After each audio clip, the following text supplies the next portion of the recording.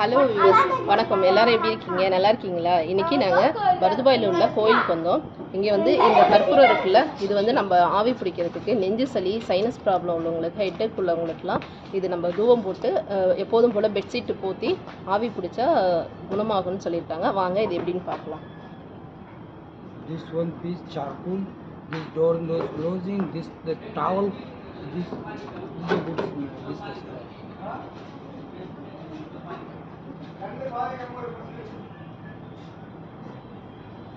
Okay.